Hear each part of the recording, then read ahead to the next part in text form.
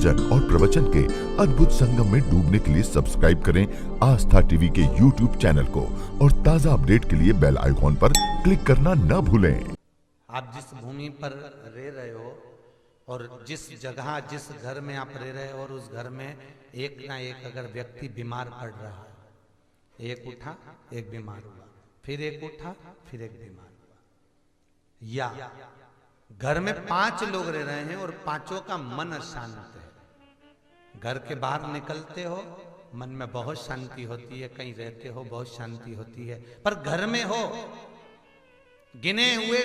एक घर में बूढ़े माँ बाप हैं, एक बेटा बहू है और उनका एक लड़का है, गिने चुने 5-6 लोग घर में रह रहे हैं। पहले जैसा तो कुटुंब भी नहीं है साहब कि 8-8 10-10 लोगों का परिवार होता था, 15-15 20-20 लोगों का। इतने कम लोग घर में रह रहे हैं, उसके बाद भी यदि आपके यहाँ अशांति है, उसके बाद भी आपके यहाँ यदि कोई ना कोई बीमार पड़ रहा है, कुछ ना कुछ कष्ट है, 1 रुपया कमाया 1.25 रुपया खर्च हो रहे हैं, पैसा नहीं जुड़ रहा है, कुछ ना कुछ घर में मचा हुआ है, तो कुछ ना करिए, बस केवल एक कर्म करिए कि बेलपत्री का जो मध्य भाग होता है, बेलपत्री का जो बीच की पत्ती होती है, ये जो बीच की पत्ती है बेलपत्री की, इस बेलपत्री की पत्ती पर केवल एक लाल चंदन आता है बाजार में, कुंकू नहीं, रोली नहीं, लाल चंदन। उस लाल चंदन से केवल श्री का संबोधन लिखना है आपको, केवल श्री, और इन 2 पत्तियों पर अम का संबोधन लिखना है। अम का संबोधन से मतलब है केवल एक एक बिंदी रखना है आपको, मात्र जैसे सिर पे बिंदी लगाते हो बस एक एक बिंदी उस लाल चंदन की रखना, और 108 बेलपत्र तैयार कर कर उसकी मोली से या कच्चे सूत से उसकी माला तैयार कर कर घर में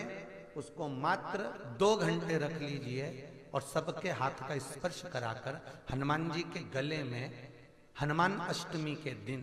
हनुमत अष्टमी के दिन उसको गले में डाल दीजिए। जिंदगी में कभी बीमार पड़ ही नहीं सकता उस घर का व्यक्ति, रोग मुक्ति के लिए, कार्य सिद्धि के लिए, अच्छे फल के लिए, कार्य उन्नति।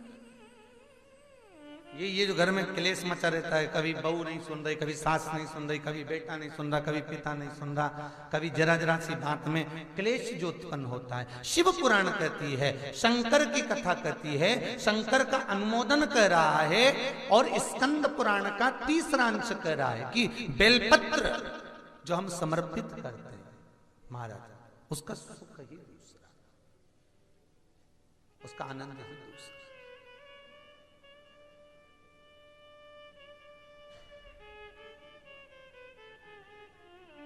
क्योंकि